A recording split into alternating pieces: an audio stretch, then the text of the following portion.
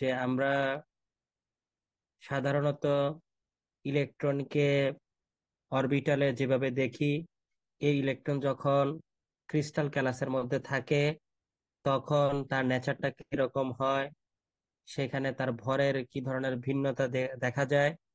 এবং আমরা ইলেকট্রনিক্সে যে হোল শব্দটি ব্যবহার করি, এই হোল শব্দটি অ্যাকচুয়ালি ইলেকট্রনিক্সে যেভাবে ব্যবহার করি একটা ক্রিস্টাল সলিডের ক্ষেত্রে, আমরা সেখানে হোলটাকে আরো স্পেসিফিক ভাবে কিভাবে বলতে পারি, এই বিষয়গুলো নিয়ে আমরা কথাবার্তা বলছিলাম।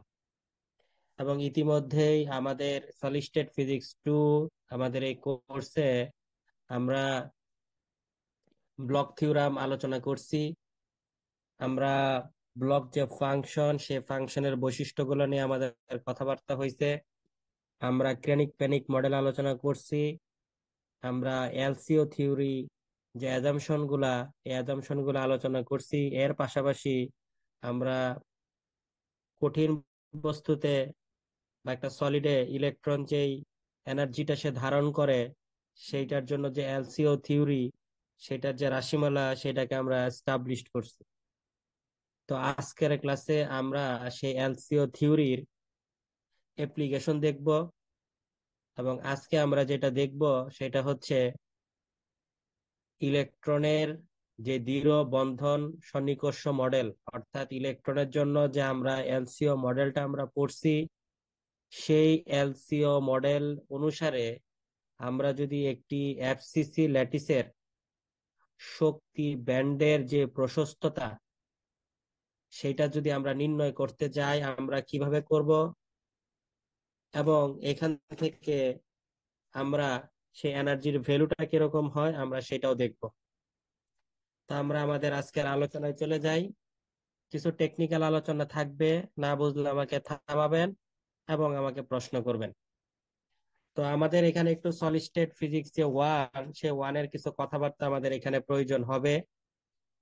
আপনারা জানেন যে আমরা সলিড স্টেট ফিজিক্স ওয়ানে বেশ কয়েক ধরনের ল্যাটিস সম্পর্কে আমরা আলোচনা করছি। এই ল্যাটিস গুলার মধ্যে ছিল সাধারণ কিউবিক ল্যাটিস, যেটাকে আমরা এসসি ল্যাটিস বলি। এরপরে ছিল বডি সেন্টারড কিউবিক ল্যাটিস, যেটাকে আমরা বিসিসি বলি। এবং এরপরে ছিল হচ্ছে তল কেন্দ্রিক কিউবিক বা ফেস সেন্টারড কিউবিক, যেটাকে আমরা এফসিসি ল্যাটিস বলি। এগুলো আপনারা কিন্তু পড়ছেন থার্ড ইয়ারে। এবং আপনাদের যদি মনে থাকে, আপনারা থার্ড ইয়ারে আরেকটা টপিক আপনাদের ছিল, সেটা হচ্ছে কোঅর্ডিনেশন নাম্বার। বাংলা এটাকে আমরা বলি হচ্ছে সহযোজন সংখ্যা। তো এই সহযোজন সংখ্যার যে কনসেপ্ট, এইটা আজকে আমাদের এইখানে প্রয়োজন হবে। আমি স্লাইড শেয়ারে চলে যাচ্ছি। আহ আপনারা কি ছবিটা দেখতে পাচ্ছেন যে স্লাইডটা শেয়ার করছি?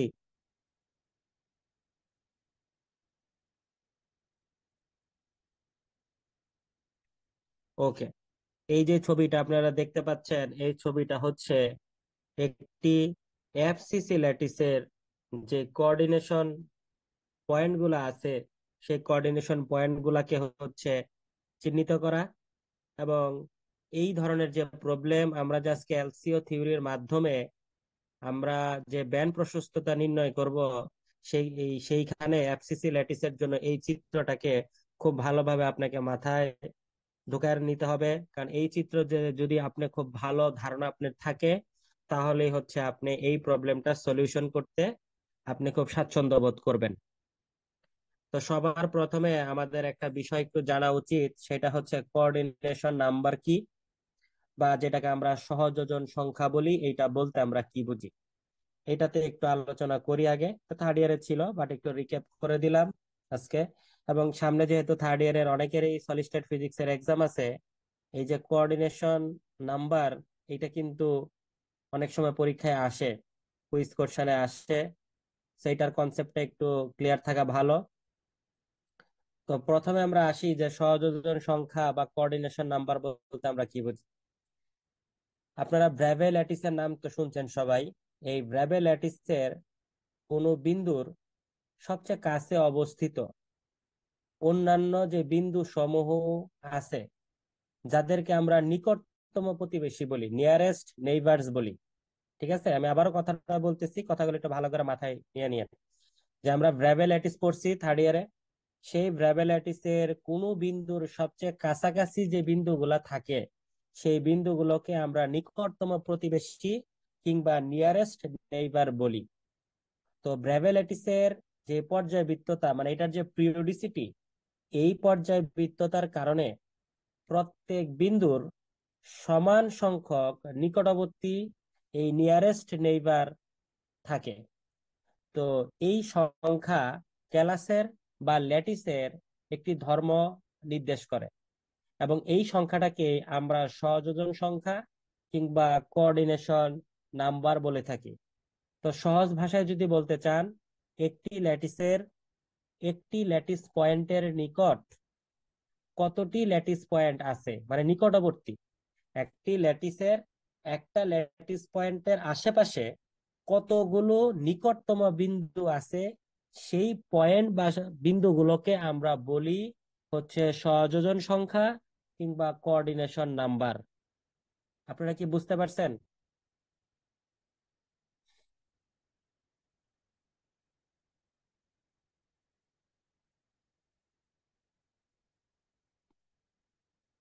যদি বুঝে থাকেন, এখন এই কোঅর্ডিনেশন নাম্বারের তাৎপর্যটা কি, আমার জেনে এটা লাভটা কি? এই কোঅর্ডিনেশন নাম্বার একটা ক্রিস্টালের যে বৈশিষ্ট্যমূলক যে ধর্মগুলো আছে, সেই ধর্মগুলো আপনার নির্দেশ করে। This coordination number is a characteristics property of A crystal. এখন বিভিন্ন ল্যাটিসের জন্য এই কোঅর্ডিনেশন নাম্বারগুলো বিভিন্ন রকম হয়ে থাকে। যেমন একটা এসসি ল্যাটিসের জন্য আপনার এই কোঅর্ডিনেশন নাম্বার হয় 6। আপনি যদি একটি বিসিসি ল্যাটিস চিন্তা করেন, তার জন্য এই কোঅর্ডিনেশন নাম্বার হবে 8। আর আপনি যদি একটি এফসিসি ল্যাটিসের জন্য এটাকে বলেন, তাহলে এই কোঅর্ডিনেশন নাম্বার হবে 12। আচ্ছা, কোঅর্ডিনেশন নাম্বারটা একজন বলছেন, আরেকবার রিপিট করতে আমি বলতেছি। একটি ল্যাটিসের একটি ল্যাটিস পয়েন্টের নিকটে কতটি ল্যাটিস পয়েন্ট আছে, সেটাকে আমরা বলি কোঅর্ডিনেশন নাম্বার বা সহযোজন সংখ্যা।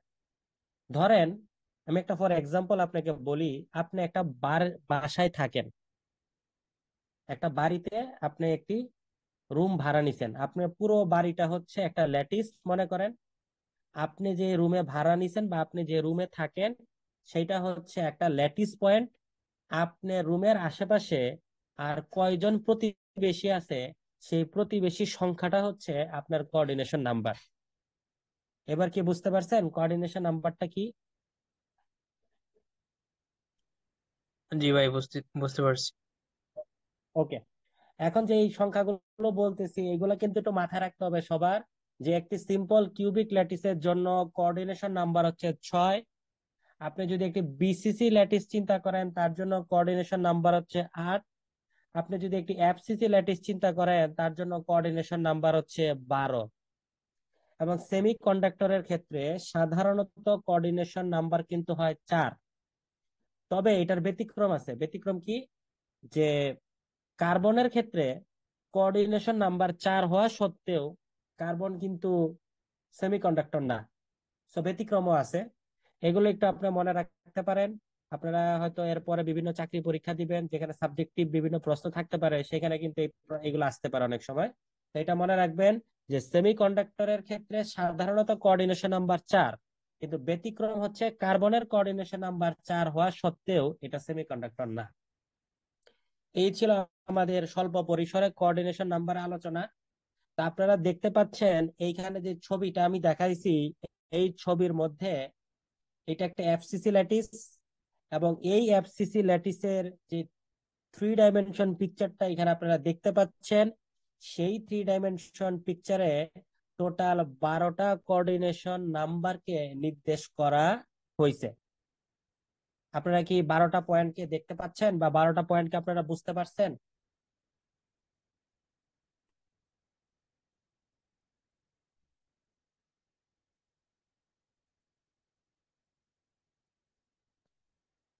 হ্যাঁ, সবাইকে রেসপন্স করতে হবে। এইগুলা কিন্তু মাথায় রাখা, এই পিকচারটা কিন্তু মাথায় রাখা খুব ইম্পর্টেন্ট। আপনার ম্যাথমেটিক্যাল ক্যালকুলেশন এটা ইজি, কিন্তু পিকচারটা যদি মাথায় না থাকে আপনি পজিশনাল ভেক্টর গুলাকে কিন্তু তৈরি করতে পারবেন না। আমি আলোচনা আরো আসবো, কিন্তু মূল ব্যাপারটা হচ্ছে যে এই 12টা সব মানে পয়েন্ট, এই পয়েন্টটা এখানে কিন্তু আইডেন্টিফাই করা আছে। তো এই 12টা পয়েন্টের মধ্যে এটা তো একটা 3 ডাইমেনশন। তো আপনারা যদি একটু মনে থাকে, আপনারা কিন্তু থার্ড ইয়ারে মিলার সূচক পড়ছেন, মিলার ইন্ডেক্স পড়ছেন, মনে আছে আপনাদের?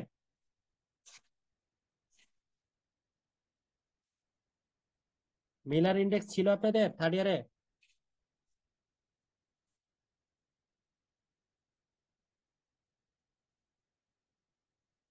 মিলার ইন্ডেক্সটা কি কেউ বলতে পারবেন? মিলার ইন্ডেক্স,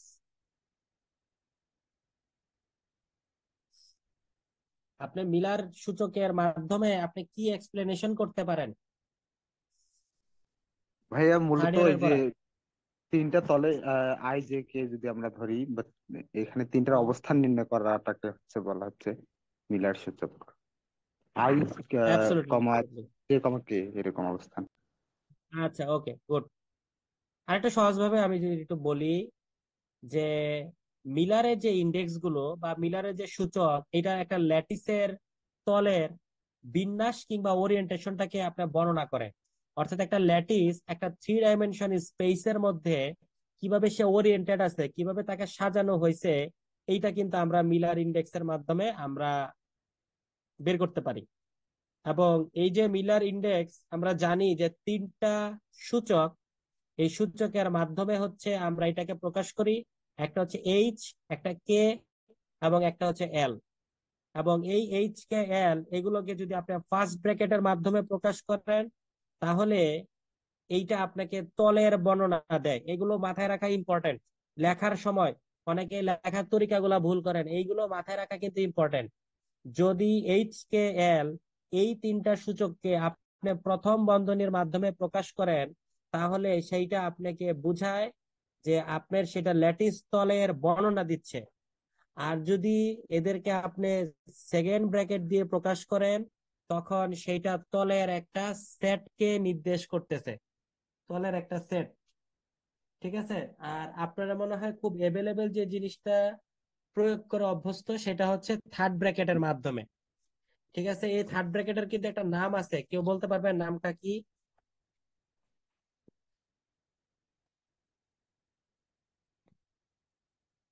তৃতীয় বন্ধনীর একটা নাম আছে, এটাকে আমরা স্কয়ার ব্র্যাকেট বলি, স্কয়ার ব্র্যাকেট।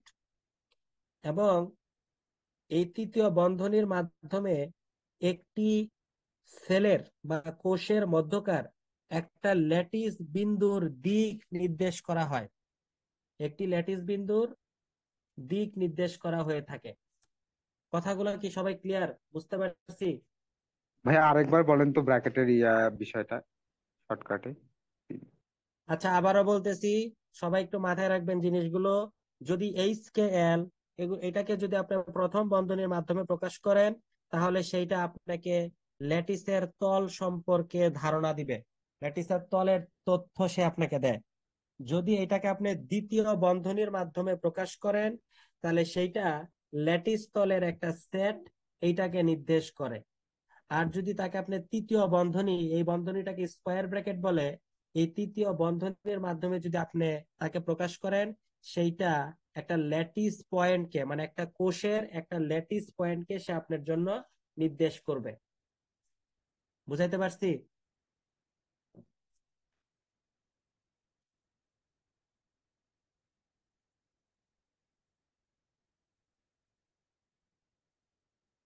আচ্ছা, হ্যাঁ ভাই যদি বুঝছি। বুঝে থাকেন।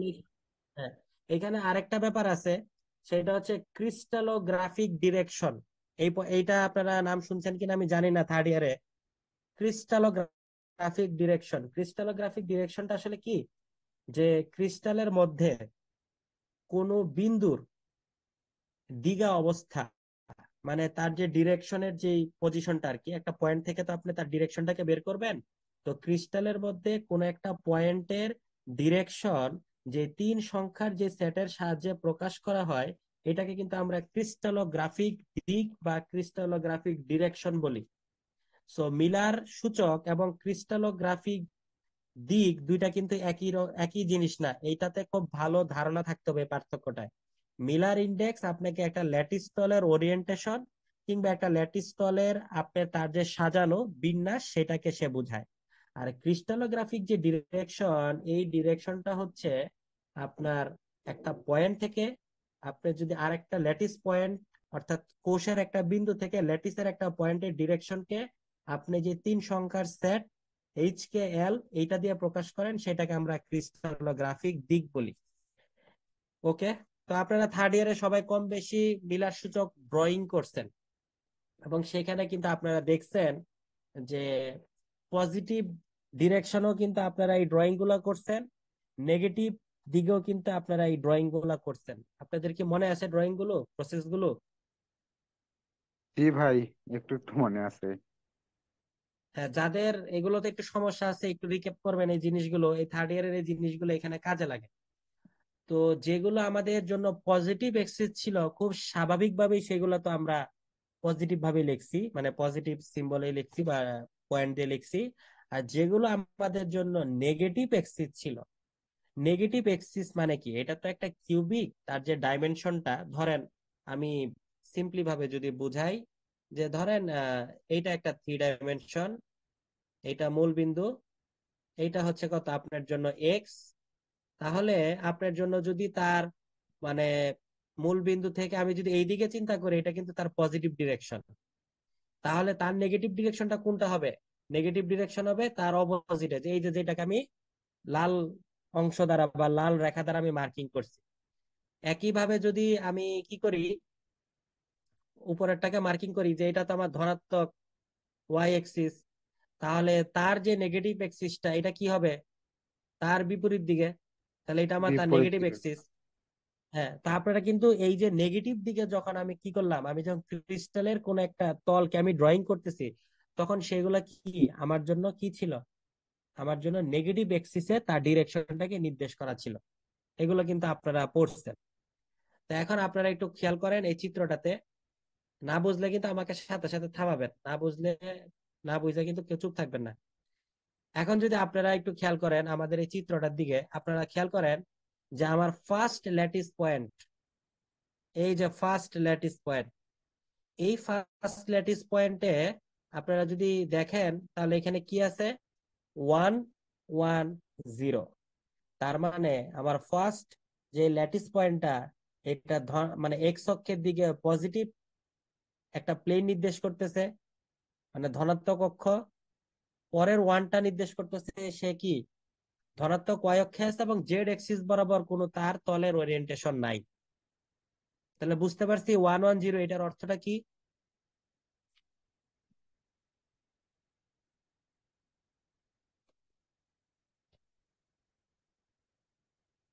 1 1 0 অর্থটা কি আমরা বুঝতে পারছি?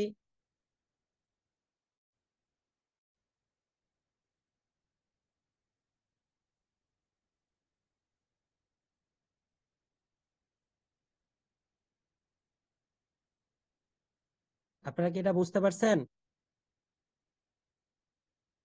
ভাইয়া আরেকবার বলেন। আরেকবার বলি, আপনারা দেখেন ওয়ানে এখানে কি আছে? 1 পয়েন্টের জন্য 1 1 0।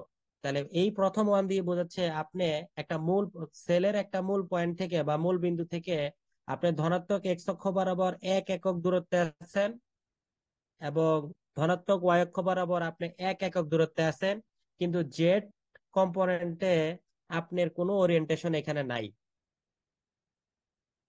এবার কি সবাই ক্লিয়ার, যারা বুঝেন নাই?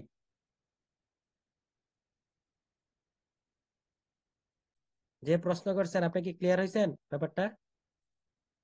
জি ভাইয়া। ওকে, তুমি যদি ক্লিয়ার হও তাহলে তুমি এখন আমাকে বলবা এই যে 2 নাম্বার যে ল্যাটিস পয়েন্টটা আছে, এইটার তাৎপর্যটা কি, এটা কি বোঝাচ্ছে তোমাকে এখানে, বলো। ভাইয়া এটা ঋণাত্মক এক্স অক্ষের দিকে আছে, ধনাত্মক হুম, ওয়াই অক্ষ, জেড অক্ষের কোনো কম্বিনেশন নাই। জেড অক্ষের কোনো কম্পোনেন্ট এগুলো নাই। তাহলে আমরা নেগেটিভ ডিরেকশন, অর্থাৎ নেগেটিভ এক্স এক্সিস এর দিকে একটা ডিরেকশন আছে, পজিটিভের দিকে ওয়াই ডিরেকশনে একটা আছে, কিন্তু জেড কম্পোনেন্টে তার কোনো এরকম ওরিয়েন্টেশন নাই। তো এইভাবে 12টা পয়েন্টকে, মানে কোঅর্ডিনেশন পয়েন্টকে এখানে কি আপনার মার্কিং করা হয়েছে। আপনি দেখেন প্রত্যেকটার জন্য করা আছে। আমরা যদি যেমন দেখেন 3 নাম্বারটার জন্য দেখি, তাহলে তার নেগেটিভ এক্স তার একটা প্লেন আছে, নেগেটিভ ওয়াই এর দিকে একটা প্লেন আছে, কিন্তু জেড কম্পোনেন্টে তার নাই। আবার যদি আপনি 7 নাম্বার পয়েন্টটা খেয়াল করেন, এখানে নেগেটিভ এক্স এর দিকে তার একটা প্লেন আছে, কিন্তু ওয়াই কম্পোনেন্টে নাই। আবার ধনাত্মক এক্স এর দিকে তার একটা প্লেন আছে। তো এইভাবে আপনার 12টা এই যে আপনার কোঅর্ডিনেশন পয়েন্ট,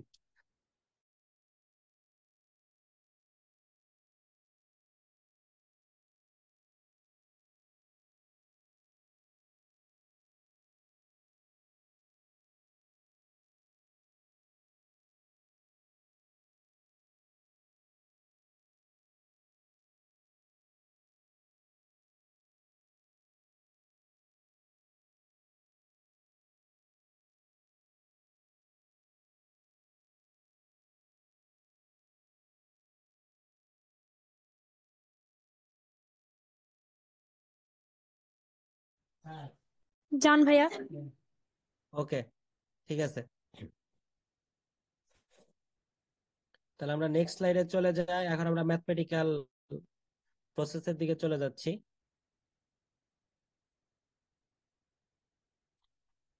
ওকে, আপনারা কি দেখতে পাচ্ছেন?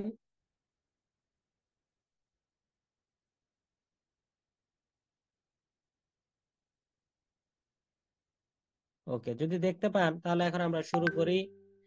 আমরা এখান থেকে অ্যাকচুয়ালি যে জিনিসটা প্রমাণ করতে আজকে চাচ্ছি, আমাদের যে প্রমাণ, সেই প্রমাণটা হচ্ছে e k equal to E naught মাইনাসের আলফা মাইনাসের 4 gamma cos k x a cos k y a plus cos k y a cos k z a plus cos k z A cos K A K x এ, এটাকে আমরা আজকে এখান থেকে proof করব।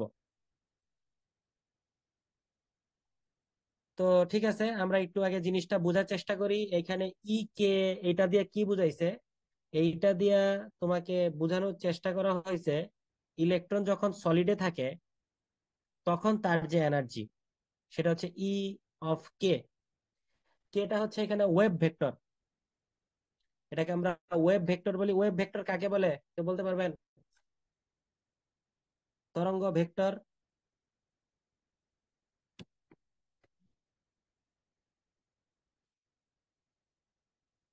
তরঙ্গ vector কাকে বলে?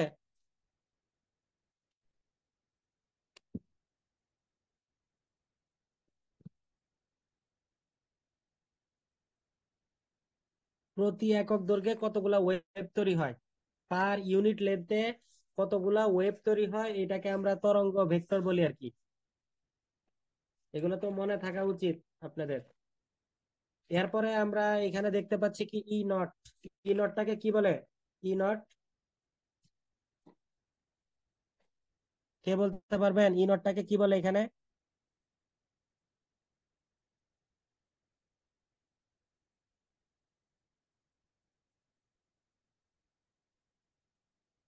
Atomic এলসিও energy. থিওরিতে কিন্তু, হ্যাঁ, অ্যাটমিক এনার্জি টার্ম বলে এটাকে। আমাদের বইগুলোতে কিন্তু এগুলো দেখবেন, এই যে আলফা বা গামা, এগুলাকে কিন্তু আপনার ইয়া দেয়া যে ধ্রুবক লেখা থাকে, কিন্তু এই ধ্রুবক গুলার ডেফিনেশন আছে।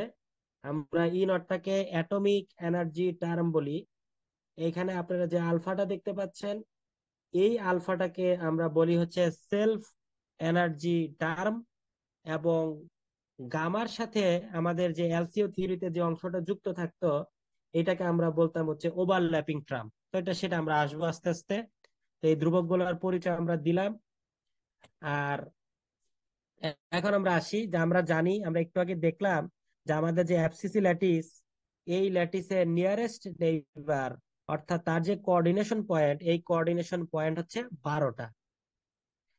এখন যদি নিকটতম প্রতিবেশীর যে পরমাণুর যে স্থানাঙ্ক, মানে মূল বিন্দু থেকে, সেলের মূল পয়েন্ট থেকে তাদেরকে যদি আমি বের করতে চাই পজিশনাল ভেক্টরের মাধ্যমে, তাহলে সেই মূল বিন্দুর যে স্থানাঙ্ক সেটা হচ্ছে এ কমা 0। নিকটতম প্রতিবেশীর পরমাণুর যে স্থানাঙ্ক, অর্থাৎ এক্স ডিরেকশনে আমরা একটা বিবেচনা করলাম, ওয়াই ডিরেকশনে আছে এবং জেড ডিরেকশনে এখানে নাই। তাহলে এই 12টার জন্য যদি আমরা নিকটতম প্রতিবেশী পরমাণুর অবস্থান ভেক্টর গুলাকে যদি আমরা বের করি, মানে 12টার জন্য, এখানে আপনারা যে আর জে মাইনাস আর এমটা দেখতে পাইতেছেন, আমরা যখন এলসিও থিওরি পড়াই সেখানে আমরা কিন্তু এই আর জে এবং আর এম এই দুটো টার্ম কিন্তু আমরা কি করছিলাম, ব্যবহার করছিলাম। এবং আপনাদের মনে আছে কিনা আমি জানি না, যে আমরা বলছিলাম যে আমরা যদি মূল বিন্দু থেকে আমরা একটা জে তম আয়নের যে দূরত্ব, এটাকে যদি আমি ধরি হচ্ছে আর জে, এবং ইলেকট্রনের যে দূরত্ব এটা যদি হয় আর, তাহলে এইখান থেকে আমরা লিখতে পারতাম আর মাইনাস আর জে। আপনাদের কি মনে আছে সেই কথাগুলো?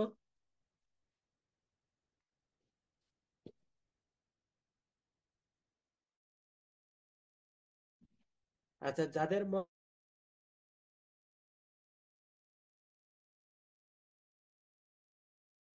মনে নাই আমি তাদের জন্য একটু পিকচারটা রিভাইন্ড করতেছি। প্রবলেম হচ্ছে, আমি পিকচারটা আপনাদের জন্য শেয়ার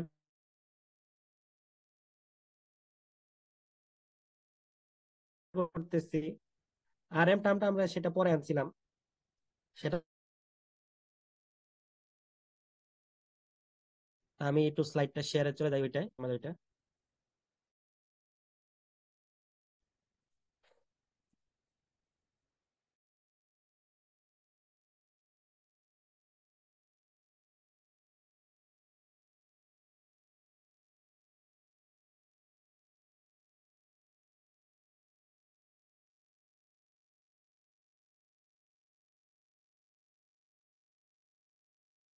আপনারা কি ছবিটা দেখতে পাচ্ছেন?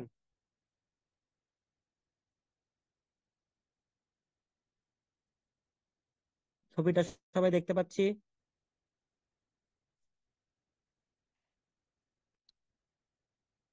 হ্যাঁ, তো এই যে ছবিটা আর কি ছিল, যে আপনার আমরা যদি মূল বিন্দু থেকে আমরা ধরেন একটা আয়ন ধরে নিছিলাম, যেটার যে তম আয়নের দূরত্ব ছিল আমার জন্য কত, আর জে, এবং সেখান থেকে ইলেকট্রনের যে দূরত্ব সেটাকে আমরা ধরে নিছিলাম হচ্ছে আর। তাহলে এই যে আমার যে দুইটা পজিশনাল ভেক্টরের যে পার্থক্য, এই পার্থক্যটা ছিল আর মাইনাস আর জে।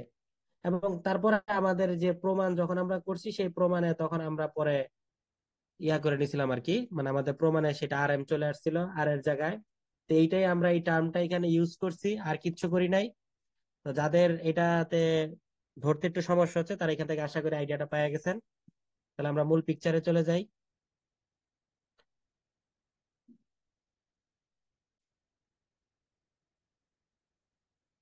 তাহলে এখানে আমার এই যে মাইনাস আর এম এই পজিশনাল ভেক্টর গুলাকে আমি এই যে এখানে লিখলাম a, a, 0, a, 0, a, মাইনাসের a, a, 0, এইভাবে আমি 12টা আমি নিয়ারেস্ট নেইবারের জন্য কোঅর্ডিনেশন নাম্বার গুলো আমি লিখলাম।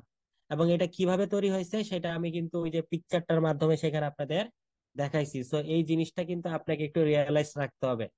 যদি এটা সিম্পল কিউবিক হইতো আপনার জন্য কিন্তু এটা মনে রাখাটা খুব সহজ ছিল। তো যেহেতু এটা এফসিসি ল্যাটিস, আপনারা একটু পিকচারটার মাধ্যমে কয়েকবার ভালো করে প্র্যাকটিস করবেন। প্র্যাকটিস করে আপনারা এই জিনিসটাকে একটু রপ্ত করবেন, এটা আপনাদের মনে রাখতে হবে কিন্তু পরীক্ষার জন্য। এখন আসি, ওই যে আমরা যে থিওরিটা পড়ছিলাম এলসিও তে, যে আমরা জানি যে কঠিন বস্তুর জন্য ইলেকট্রনের যে শক্তি, এই শক্তিটা কি, E of K equal to E naught মাইনাসের আলফা মাইনাসের gamma summation over M e⁻⁻⁰ K R J minus R M. তো এখানে কিন্তু বললাম যে একটু আগে ডেফিনেশন গুলো, সেটা হচ্ছে ই নট, এটাকে আমরা বলি অ্যাটমিক এনার্জি লেভেল, আলফাটাকে আমরা বলি সেলফ এনার্জি টার্ম, এবং গামার সাথে যে অংশটা gamma summation over M e⁻⁻⁰ R J minus R M, এইটাকে আমরা বলি কি, ওভারল্যাপিং টার্ম। ঠিক আছে? তো এখন আমরা এই সমীকরণে একটা মানগুলো আমরা বসাই দিব আর জে মাইনাস আর এম এর। এই পর্যন্ত কি সবাই বুঝছি?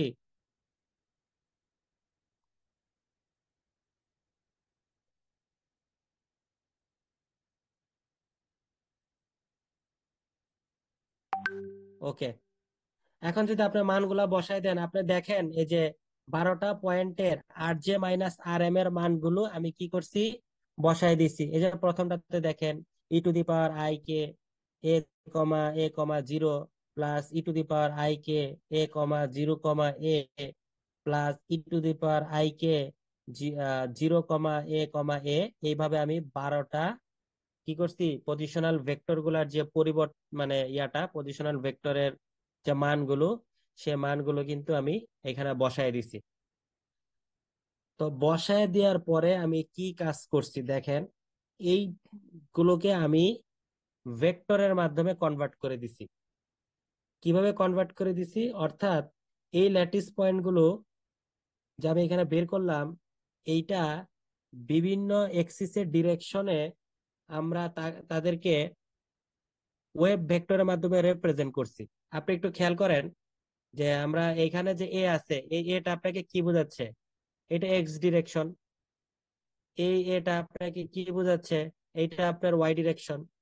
তাহলে এইটার সাথে যদি আমি একটা ওয়েব ভেক্টরকে সংযুক্ত করি, আমি তো লিখতে পারি কত, কে এক্স এ, এটার জন্য আমি লিখতে পারি কত, কে ওয়াই এ। এইভাবে কি লেখা যায়? যদি আমরা এটাকে ওয়েব ভেক্টরের মাধ্যমে লিখতে চাই,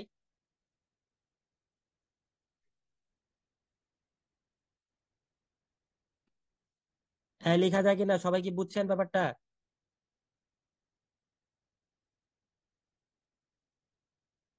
হ্যাঁ, যদি বুঝে থাকেন তাহলে একজন আমি এখন একজনকে জিজ্ঞেস করবো, বা যে কোনো একজন আমাকে বলবেন। আমি যেটা মার্কিং করব সেটা আমাকে যে কোনো একজন বলবেন এখন, যে এটাকে আমি কিভাবে লিখতে পারি। আমাকে একজন একটু বলেন, এই যে মাইনাসের a,0 এটাকে কিভাবে লেখা যায়?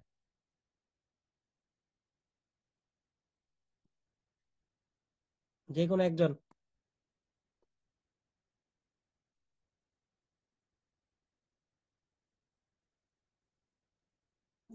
-kxa plus kya। প্লাস কে ওয়াই, অ্যাবসলিউটলি রাইট। অর্থাৎ আমি যদি এই পয়েন্ট গুলাকে এখন ওয়েব ভেক্টরের মাধ্যমে রিপ্রেজেন্ট করতে চাই, তাহলে এই মাইনাস এর জন্য আমি লিখতে পারি মাইনাসের কে এক্স এ, এই এটার জন্য আমি লিখতে পারি প্লাসের কে এক্স ওয়াই। ঠিক আছে, আর যেহেতু জেড এর যদি আমার জন্য মান না থাকে, তাহলে সেটা তো আমার জন্য জিরোই। এটা তো আর আমার এখানে লেখার কোনো প্রয়োজন নাই। তো লেখার যদি কোনো প্রয়োজন না থাকে, আমরা দেখেন পরের যে ধাপটা, এই ধাপের ক্ষেত্রে কিন্তু আমরা কি করছি, এইগুলাকে এরকম ওয়েব ভেক্টরের মাধ্যমে আমরা রিপ্রেজেন্ট করছি। দেখেন তো, আপনাদের এই অংশটা বুঝতে কোনো সমস্যা আছে কিনা, এই অংশটা?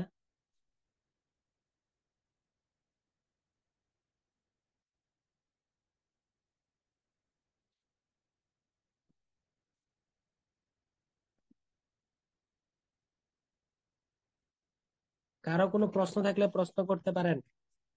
এগুলো টেকনিক্যাল ক্যালকুলেশন, এগুলো কঠিন কিছু নাই। ওকে, যদি সবাই বুঝে থাকি তাহলে আমি পরে স্লাইডে চলে গেলাম। যদি কারো কোনো জায়গায় প্রশ্ন না থাকে, থাকলেও আমাকে করবেন, পরেও সমস্যা নাই। তো এখন আসি পরের স্লাইডে। এটা আসে, এগুলা পার্টস মার্কস দিয়ে আসে পরীক্ষায়। ওকে, ওকে, পরের স্লাইডে আমি যে কাজটা করছি, এইখানে শুধু আমি মানে কমন নিছি। এই কমনটা আমি কিভাবে নিব, আপনারা কি দেখতে পাচ্ছেন? এইখানে আমি কিছু সূত্র লিখছি। এই সূত্রগুলোকে আপনারা দেখতে পাচ্ছেন, e⁻i θ = cos θ plus i sin θ, e⁻−i θ cos θ minus i sin θ। এগুলোকে আপনারা দেখতে পাচ্ছেন?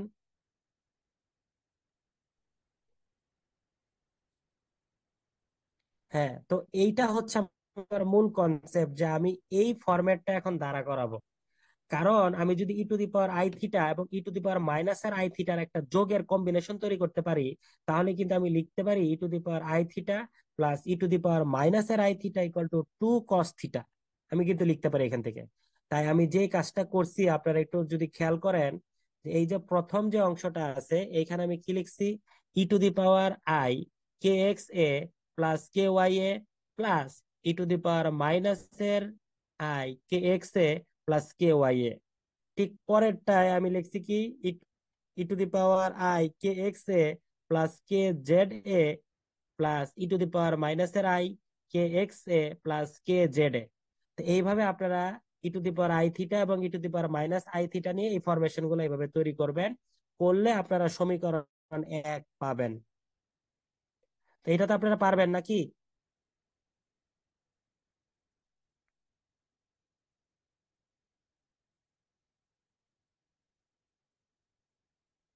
পারবেন এই ফরমেশনটা দাঁড়া করাইতে? জাস্ট কম্বিনেশন তৈরি করবেন আর কি আগের লাইন থেকে।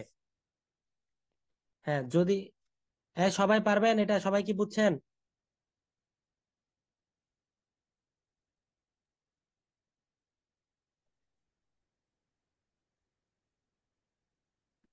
হ্যাঁ, কারো কোনো প্রশ্ন থাকলে করেন, আমাকে সমস্যা নাই।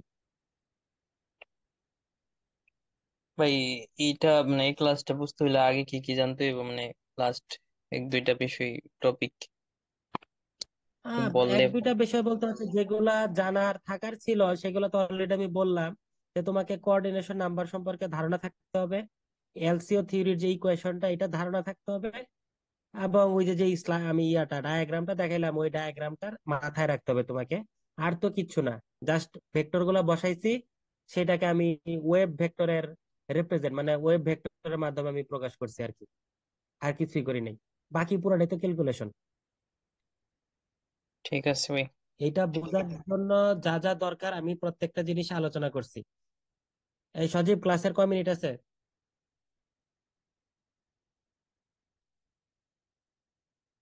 আচ্ছা, 2 মিনিট। তাহলে আমরা পরের মানে ক্লাস লিঙ্ক আমাদের দেওয়া হবে, আমরা সেই অংশটাতে যুক্ত হই। আমরা এখানে এই ক্লাসটুকু স্টপ করছি, পরের লিঙ্কে আমরা যুক্ত হই। পরে একটা ক্লাস লিঙ্ক দিয়ে দাও গ্রুপে।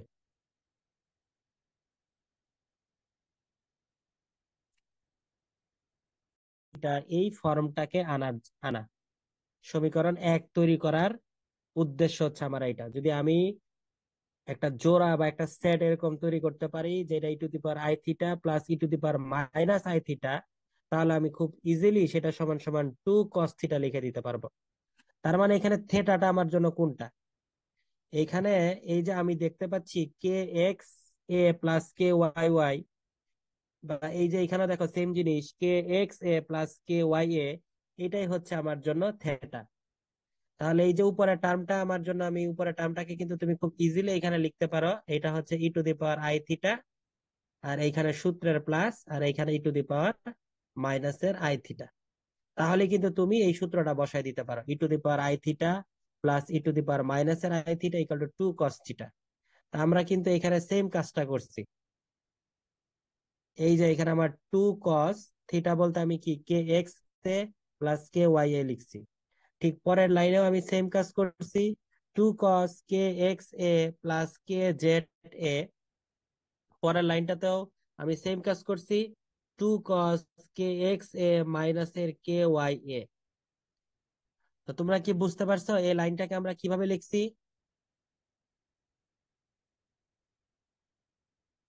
এই লাইনটাকে কিভাবে তৈরি করছি সবাই কি বুঝছো? না বুঝলে প্রশ্ন করো। সবাই ক্লিয়ার? এই ক্যালকুলেশনের সমস্যা নাই তো কারো?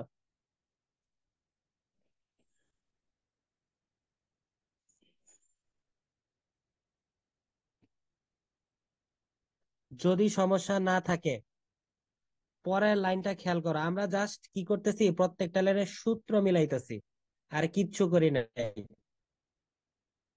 প্রত্যেকটা লাইনে জাস্ট সূত্র মিলাইতেছি। বাঁধন সাথী সবাইকে আপনারা বুঝছেন আগের লাইনের ক্যালকুলেশনটা? জি ভাইয়া। ওকে, না বুঝলে কিন্তু আমাকে সাথে সাথে থামাবেন। এই ক্যালকুলেশন গুলো টেকনিক্যালি মনে রাখবেন।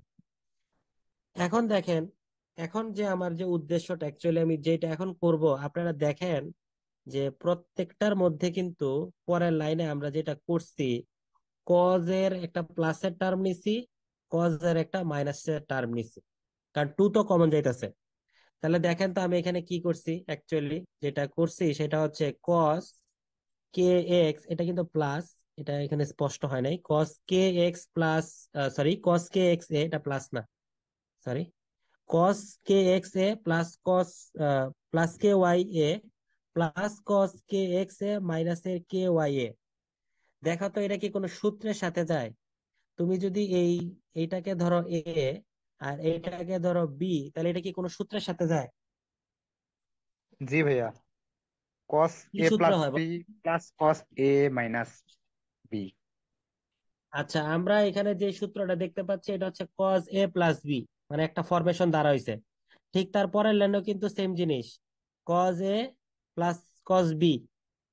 পরের লাইনেও কিন্তু মানে তিনটা যে আমি এখানে ধাপ লিখছি, তিনটাই কিন্তু সেম ফরমেশনে আমি আনছি। তার মানে আমি এখান থেকে একটি সূত্র আমি দাঁড় করাইতে চাচ্ছি। তাহলে আমরা যদি এখান থেকে একটা সূত্র দাঁড় করাই, প্রত্যেকটার সাথে তো টু আছে তাই না? তাহলে আমরা এখানে কত লিখতে পারি বলেন তো? সূত্রটা কি হয়? cos a plus cos b সমান সমান আমি কি লিখতে পারি?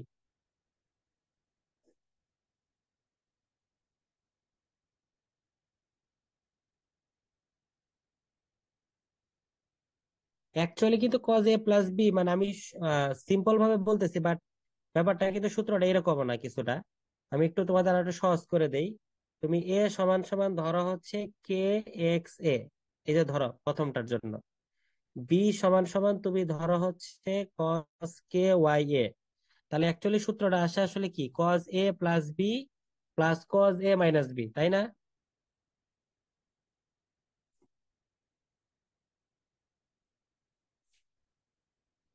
সূত্রটা কি এরকমই তো আসে নাকি?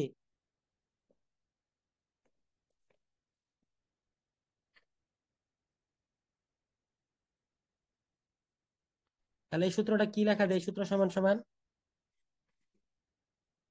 না বুঝলে কিন্তু বলেন, আমি লাগলে আবার আলোচনা করব, সমস্যা নাই।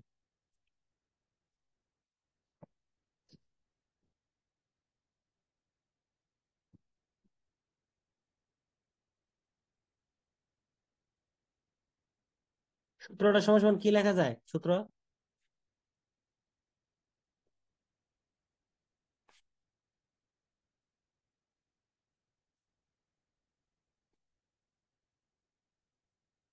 বলেন। আচ্ছা, কেউ একজন চেষ্টা করেন তাহলে, আমরা এটা আপনাদের থেকে শুনলে জিনিসটা ভালো হয় আর কি। এই জন্য আপনাদেরকে জিজ্ঞেস করতেছি আর কি। আমি তো না পারলে কোন বলবোই, লাইনটা ভাই? তারপরও তো এই যে দেখেন আপনার, আমি এই যে এখানে কে এক্স এ ইকুয়াল টু আমি তো ধরছি এ, কে ওয়াই এ সমান সমান ধরছি বি। তাহলে আপনি এইখানে ত্রিকোণমিতির কোন সূত্র পড়ে? এই যে এই লাইনটাতে ত্রিকোণমিতির কোন সূত্র পড়ে?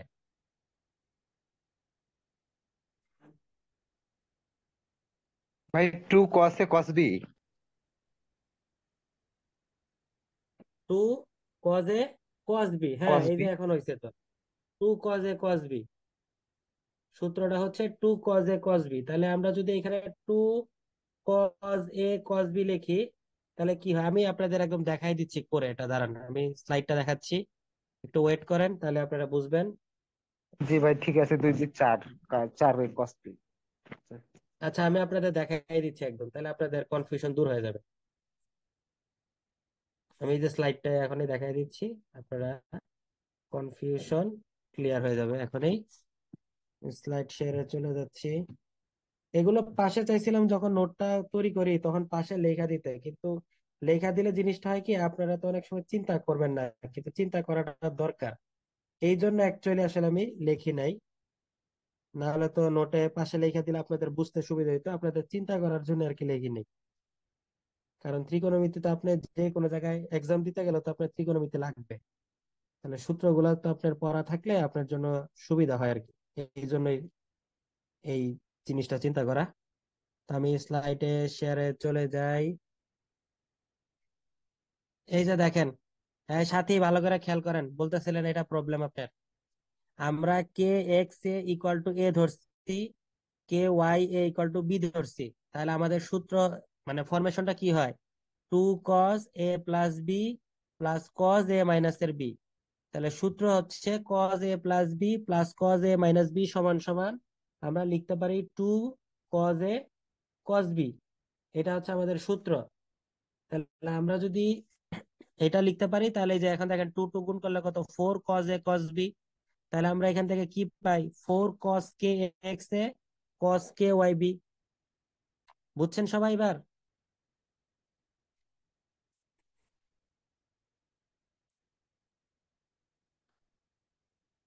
সবাই কি বুঝছেন?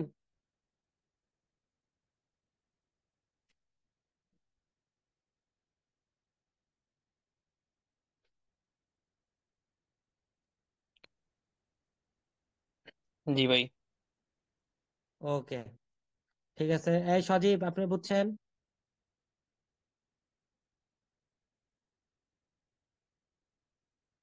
ওকে, তাহলে ঠিক আছে, আমরা তাহলে মূল স্লাইডে চলে আসি। এগুলো ইজি জিনিস, কঠিন না, একদম ইজি জিনিস। তাহলে দেখেন, এইভাবে যদি আমরা তিনটা টার্ম আছে, তো তাহলে তিনটা টার্মের জন্য যদি লিখি, তাহলে আমার ফোরটা কমন যায়।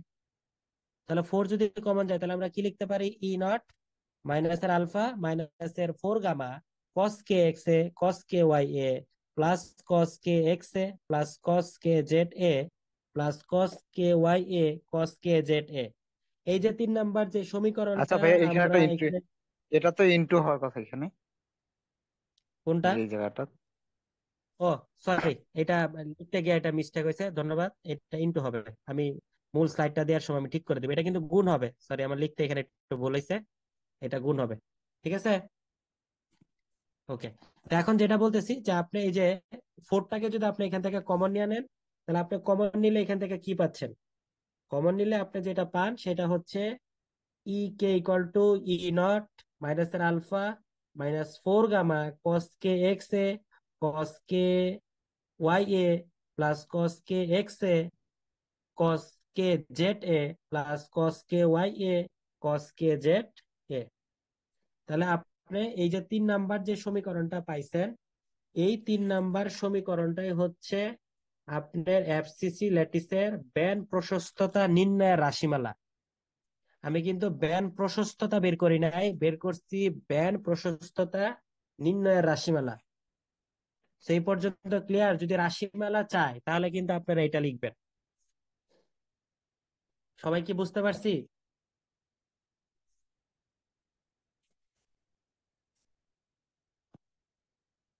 সবাই কি কথা ক্লিয়ার? ওকে, এখন আমরা যদি একটা এনার্জি লেভেলের জন্য আমরা যদি একটা ব্যান্ড আঁকি, আপনারা তো জানেন যে ব্যান্ড থিওরির মধ্যে তো অনেকগুলা ইয়ে আছে, ব্যান্ড আছে, এনার্জি ব্যান্ড, তারপর আপনি কি আছে, ভ্যালেন্স ব্যান্ড যেটাকে আমরা যোজন ব্যান্ড বলি, তারপর আছে পরিবহন ব্যান্ড বা কন্ডাকশন ব্যান্ড আছে। তো এনার্জি ব্যান্ড কোনটা? যে কক্ষপথের বিভিন্ন বিভিন্ন কক্ষপথের এনার্জি গুলা নিয়ে যে ব্যান্ড তৈরি করা হয় সেটাকে আমরা এনার্জি ব্যান্ড বলি। আর কক্ষপথের যে ইলেকট্রন গুলো যোজনী গঠনে অংশগ্রহণ করে সেটাকে আমরা যোজন ব্যান্ড বলি।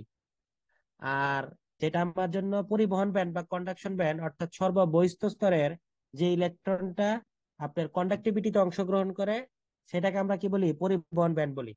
তো এই যে ব্যান্ড তত্ত্বের মাধ্যমে আপনার ওই যে আপনার যে পরিবাহী, অপরিবাহী, অন্তরক, এই যে ব্যাখ্যাটা, এটা কিন্তু বিভিন্ন চাকরির পরীক্ষাতে আসে লিখিত হিসেবে। সেই প্রশ্নটাতে আপনারা একটু ভালোভাবে ফোকাস করবেন, শুধু আপনাদের একাডেমিক্যাল জন্য না, এটা কিন্তু চাকরি পরীক্ষার জন্য ইম্পর্টেন্ট। এই ব্যান্ড তত্ত্বের মাধ্যমে আপনারা পরিবাহী, অপরিবাহী এবং অর্ধ পরিবাহিকা ব্যাখ্যাটা। তো একটা, আমরা যদি একটা কক্ষপথের একটা এনার্জি নেই, ধরেন আমরা একটা সোডিয়ামের পরমাণু বিবেচনা করতেছি, একটা সোডিয়াম এর ক্রিস্টাল ক্যালাস আমরা বিবেচনা করতেছি। তো সোডিয়াম গুলাকে যদি কি করেন, আপনি আলাদা আলাদা রাখেন, এবং আলাদা আলাদা যদি ব্যান্ড ধরেন আপনার তত্ত্বের 10টা সোডিয়াম। হ্যাঁ, বলেন। ব্যান্ড তত্ত্বের প্রশ্নটার কি নোট নোট আছে বা নোট দিছিলেন গ্রুপে? না, আমি এটা এখনো পড়াই নাই, এটা আমি পড়াবো পরে। ব্যান্ড থিওরিটা আমি এখনো পড়াই নাই, এটা আলোচনা করব। তখন যদি আপনাদের প্রশ্ন থাকে কেউ আমাকে প্রশ্ন করেন।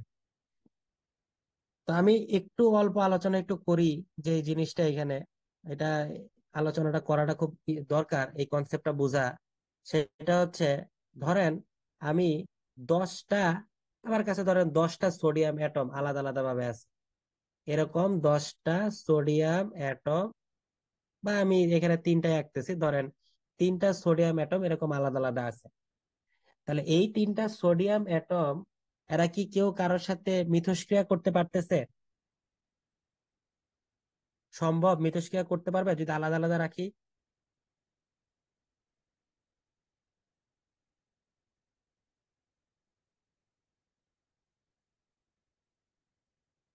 মিথস্ক্রিয়া কিন্তু করতে পারবে না। কিন্তু ক্যালাসের মধ্যে কিন্তু এই ঘটনাটা আসলে হয় না, ক্যালাসের ঘটনাটা কিন্তু ভিন্ন। ক্যালাসে যদি আপনি কি করেন, এই একটা ক্রিস্টাল ধরেন, একটা সোডিয়ামের একটা ক্রিস্টাল ক্যালাস আপনি নিছেন, ধরেন এইটা হচ্ছে একটা সোডিয়ামের ক্যালাস। তাহলে এই ক্যালাসের মধ্যে আপনি কিন্তু বলতে পারবেন না যে ফার্স্ট অরবিটে যে ইলেকট্রন গুলো আছে তাদের সবার শক্তি একই রকম হবে। এখানে কিন্তু এটা সম্ভব না। কেন সম্ভব না? কারণ ইলেকট্রন গুলোর মধ্যে এক ধরনের ইন্টারাকশন হবে, এক ধরনের, অর্থাৎ মিথস্ক্রিয়ার কারণে এদের এনার্জি লেভেল কম বেশি হবে। এবং এইটা অ্যাকচুয়ালি যেই কারণে হয়, মূল রিজনটা কিন্তু পাউলির এক্সপেনশন প্রিন্সিপাল। পাউলির বর্জন নীতিকে যদি আপনাকে এখানে মানাইতে হয়, তাহলে আপনার এনার্জি লেভেল গুলো এরকম ভ্যারি করে আলাদা আলাদা। এটা হচ্ছে অ্যাকচুয়াল ঘটনাটা আর কি। আমি ওই ডিপ আলোচনায় যাচ্ছি না, আমি যে মূল যে ব্যাপারটার জন্য এটা কথা বলতে চাচ্ছি। তাহলে ফার্স্ট অরবিটের ইলেকট্রন গুলার জন্য যদি আপনি এরকম এনার্জির গ্রাফ আঁকেন, আপনি দেখতে পাবেন সেটা একটা ব্যান্ডের মতো হয়। হুম, একটা ব্যান্ডের মতো হয়। কিরকম ব্যান্ড আপনি চিন্তা করতে পারেন, ওই যে আমরা মাথায় যে কাপড়ের ব্যান্ড পরি সেরকম ব্যান্ডের মতো এটা হয় আর কি। তাহলে ধরেন এইরকম একটা ব্যান্ড হয়। তাহলে এই ব্যান্ডের কিন্তু কি আছে, একটা ম্যাক্সিমাম এনার্জি লেভেল আছে, একটা মিনিমাম এনার্জি লেভেল আছে, তাই না? তাহলে এটা হচ্ছে কি ব্যান্ডের মিনিমাম এনার্জি লেভেল। আমি একদম সিম্পল ধারণা দিচ্ছি, আমি কিন্তু একদম ওই মূল কনসেপচুয়াল আলোচনা করতেছি না, বোঝানোর জন্য। তাহলে এই ফার্স্ট অরবিটের ইলেকট্রন গুলার এনার্জি গুলো নিয়ে যদি আমি একটা ব্যান্ড আঁকি, তাহলে সেটা হচ্ছে তার এনার্জি ব্যান্ড। তাহলে এই এনার্জি ব্যান্ডের হয়তো একটা ইলেকট্রনের একটা ম্যাক্সিমাম এনার্জি তা থাকতে পারে, আর একটা মিনিমাম এনার্জি তা থাকতে পারে। তাহলে এই যে আমরা ম্যাক্সিমাম যে এনার্জি পাই আর আমরা যে মিনিমাম যে এনার্জি পাই, এই ম্যাক্সিমাম এবং মিনিমাম এনার্জির যে পার্থক্য, এই পার্থক্যটাই হচ্ছে ব্যান্ড প্রশস্ততা। এটাকে আমরা ব্যান্ড উইথ বলে থাকি আর কি। আমি কি বুঝাইতে পারছি? ব্যান্ড প্রশস্ততা কথাটা বলতে আমরা কি বুঝাই, যে আমরা যদি এনার্জি ব্যান্ডের আমরা ম্যাক্সিমাম এবং মিনিমাম এনার্জির যে পার্থক্যটা করি সেটাকে আমরা বলি ব্যান্ড প্রশস্ততা। আমি কি বুঝাইতে পারছি? ভাই আবার একটু বলেন। আপনি যদি ধরেন ফার্স্ট অরবিটের যে ইলেকট্রন গুলো আছে, একটা সোডিয়ামের ক্যালার যদি চিন্তা করেন, তাহলে তার এনার্জি তো বিভিন্ন রকম হবে ফার্স্ট অরবিটের ইলেকট্রন গুলা। তাহলে আপনার জন্য এনার্জির ম্যাক্সিমাম মানও থাকবে, এনার্জির মিনিমাম মানও থাকবে, এবং এর মধ্যবর্তী মানও থাকবে। তো সেটা নিয়ে ধরেন আমি একটা এনার্জি ব্যান্ড আঁকছি। তো সেই এনার্জি ব্যান্ডের একটা ইলেকট্রনের যে মিনিমাম এনার্জি হবে, সেটাকে যদি আমি বলি ই মিনিমাম, তার যদি ম্যাক্সিমাম এনার্জি হয় ই ম্যাক্স, তাহলে এই যে ম্যাক্সিমাম এনার্জি ই ম্যাক্স আর তার যে মিনিমাম এনার্জি ই মিনিমাম, এইটার এই দুইটা এনার্জির যে পার্থক্য, এই পার্থক্যটাই হচ্ছে তার ব্যান্ড প্রশস্ততা কিংবা ব্যান্ড ইন উইথ। জি, এবার কি বুঝতে পারছি। বুঝাইতে পারছি? ওকে। হ্যাঁ, জি, এটা নিয়ে কি কারো কোনো প্রশ্ন আছে? ব্যান্ডের গঠনটা কি পড়ে ফেলছেন? না, ব্যান্ড ব্যান্ড স্ট্রাকচার আমি এখনো পড়াইনি, এটা পড়াবো, এটা পড়াবো। এই প্রশ্ন এই পর্যন্ত কি সবাই ক্লিয়ার, না কারো কোনো সমস্যা আছে?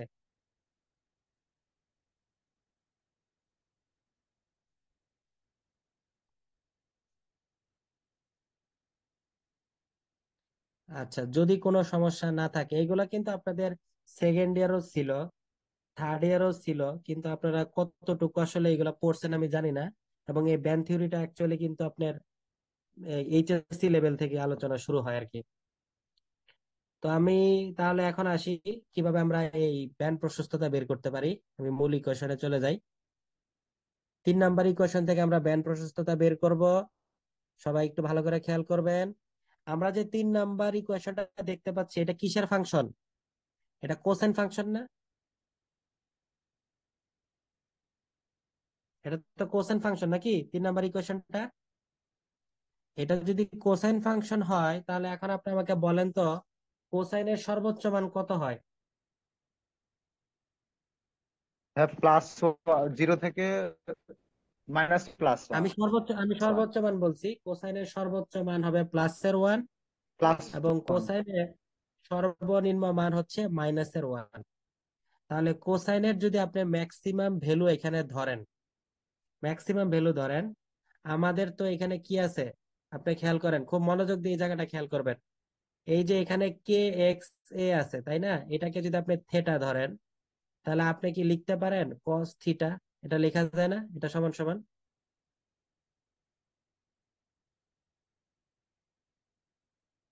এটা কি লেখা যায়?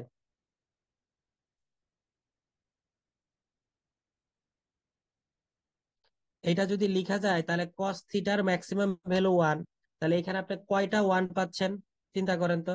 এই পুরা ফাংশনের জন্য একটা ওয়ান, এইটার জন্য একটা ওয়ান, এটার জন্য একটা ওয়ান, তার মানে ম্যাক্সিমামের জন্য ব্র্যাকেটের ভেতরে আমি থ্রি পাই, আর বাইরে আছে কত মাইনাসের ফোর গামা। তাহলে আমি এখানে কত পাইতেছি? ম্যাক্সিমামের জন্য কত পাই বলেন? 12। আমি এখানে 12 পাইতেছি। আচ্ছা, এই পর্যন্ত কি কারো কোনো জায়গায় কনফিউশন থাকলে আমাকে বলেন যে আমার এখানে কনফিউশন আছে।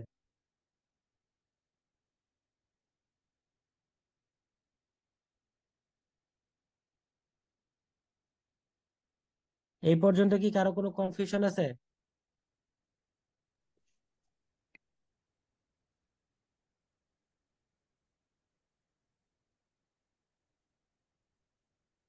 ভাই বাসায় দেখলে সমস্যা বের হবে। এখন যদি আপনি সর্বনিম্ন মানের জন্য বের করেন, তাহলে আমরা জানি কি কোসাইনের সর্বনিম্ন মান কত, মাইনাসের ওয়ান, তাই না? তাহলে আপনি ম্যাক্সিমাম মান এবং মিনিমাম মান গুলা যদি আপনি বের করেন, আপনি দেখবেন এই ম্যাক্সিমাম মান যেটা আপনি পান, এগুলো তো আপনাদের নিজের করার ক্যালকুলেশন, আমি যদি ওইগুলা বলতেছি। আপনি যদি ম্যাক্সিমাম মান বের করেন, সেই ম্যাক্সিমাম মান হবে ই নট মাইনাসের আলফা প্লাস 12 গামা। ই মিনিমামের মান হবে ই নট মাইনাসের আলফা মাইনাসের 12 গামা। তাহলে এই দুইটা এনার্জি যদি আপনি পার্থক্য করেন, তাহলে যেটা হবে আপনি পাবেন হচ্ছে 24 গামা। তার মানে এফসিসি ল্যাটিসের জন্য যে ব্যান্ড প্রশস্ততা, এটা হচ্ছে 24 গামা। ঠিক আছে? তো এই ক্যালকুলেশন গুলো কিন্তু আপনারা বাসায় নিজেরা করলেও কিন্তু আপনারা আরো ভালো বুঝবেন। তো একটু বাসায় নিজেরা একটু করবেন। কোনো জায়গায় যদি সমস্যা থাকে বলবেন, আমরা সেটা নিয়ে আবার আলোচনা করব। বুঝাইতে পারছি সবাইকে?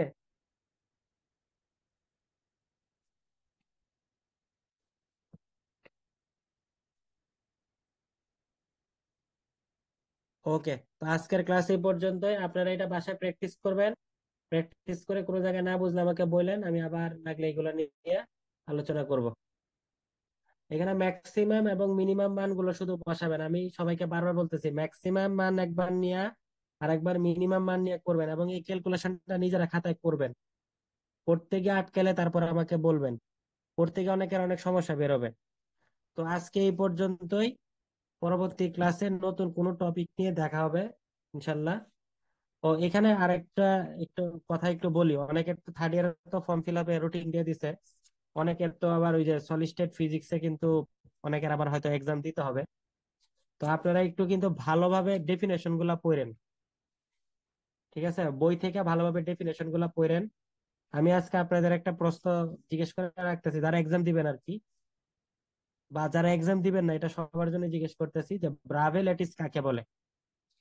এটা কিন্তু যে কোনো সময় আপনাদের ফোর্থ ইয়ারে সেন্ট্রাল ভাইভাতে জিজ্ঞেস করতে পারে যে ব্রাভে ল্যাটিস কাকে বলে। তো এই সংখ্যাটা আপনারা আমাকে একটু বললেন। আপনারা পরবর্তীতে আমাকে একটু গ্রুপে মেসেজে জানান যে ব্রাভে ল্যাটিস কাকে বলে, ফোর্থ ইয়ারে সেন্ট্রাল ভাইবার জন্য আর কি। তো ঠিক আছে, আজকে এই পর্যন্তই।